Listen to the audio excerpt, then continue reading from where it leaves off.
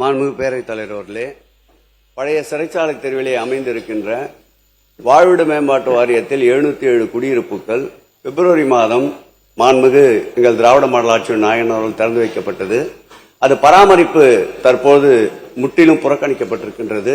சுகாதாரத்துறை, மின்சார தடை, குப்பை அள்ளுவது, தானியங்கி இயங்குவது தடை செய்யப்பட்டு முற்றிலுமாக அந்த மக்கள் பெரிதும் பாதிப்புக்குள்ளாகி இருக்கிறார்கள்.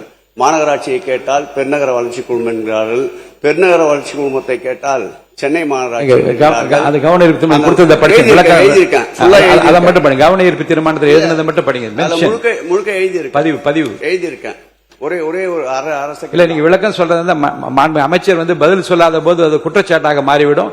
அவர்கள் கூர்ந்து பதிவு மட்டும் பண்ணுங்க, நான் பதில் சொல்றேன். அது என்னவென்றால், நான் இந்த கவன ஈர்ப்பை கொடுத்து 10 நாட்களுக்கு பிறகு நேற்றைக்கு முன்தினம் கூட புறக்காவல் நிலையம் செயல்படாததால் பெரும் கலவரம் ஏற்பட்டு விஜய் போண்டா என்பவரும் ஆனந்த் என்பவரும் தாக்கப்பட்டு தற்போது ஆபத்தான நிலையில் மருத்துவமனையில் அதிக்கப்பட்டிருக்கிறார்கள். ஆகவே உரிய ஏற்கனவே ஏற்படுத்திய கட்டமைப்புகளுக்கு பராமரிப்பை செய்ய வேண்டும் என்று பேரவைத் தலைவர் வாயிலாக இந்த துறை அமைச்சரை கேட்டுக்கொள்கிறேன். இந்த கவனத்தை ஈர்க்கிறேன். அவையின் கவனத்தை ஈர்க்கிறேன்.